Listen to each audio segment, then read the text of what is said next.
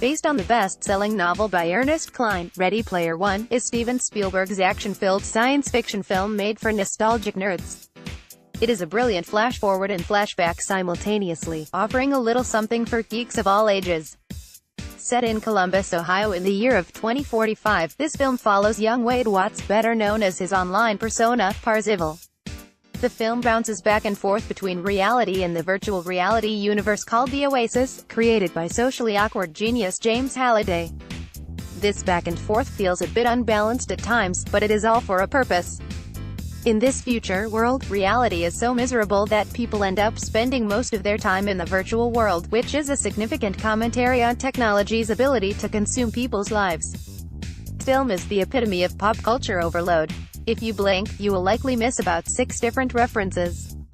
Some are more subtly tucked away within the characters' dialogue so that only true pop culture nerds would catch them, while others are thrown in your face with perhaps a bit too much gusto. The past and future collide in this film with the callback to 8OS music, movies, video games and other pop culture references.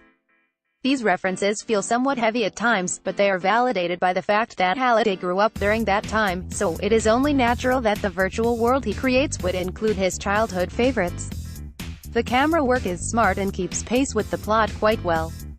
The action sequences are easy to follow, most notably the racing scenes, and the overall graphics and sweeping shots of the world, both virtual and real, are pleasing to the eye. One of the main problems with this film is the character development. Although he is the main character, we don't learn much about Wade as a person. We learn more about his friends through the adventures they embark on together. Wade is an average-looking young adult with a fairly average outlook on life. There isn't much about him that makes him exceptional or heroic. In fact, the female protagonist, Sam, known in the Oasis as Art 3 Ms, seems to be the reason why he changes his original intentions and sets off to save the Oasis from the corporate stiffs. Also, Wade doesn't go through a dramatic character arc where he learns an important lesson about friendship or power.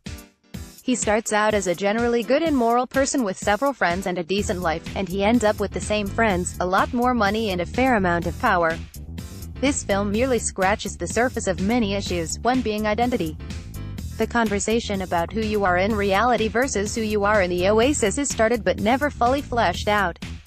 One of Wade's friends, known as AECH, mentions that Art 3 Ms could be a 300-pound man living in his mother's basement, but Wade simply brushes this off, claiming that he knows Art 3 Ms.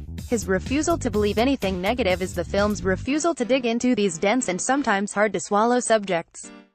Overall, Ready Player One is a fun-filled and nostalgic journey through the evolution of pop culture and how technology has affected the human race. It bombards viewers with references to nerd culture through the decades, but it only scratches the surface of the many social and cultural issues the world faces.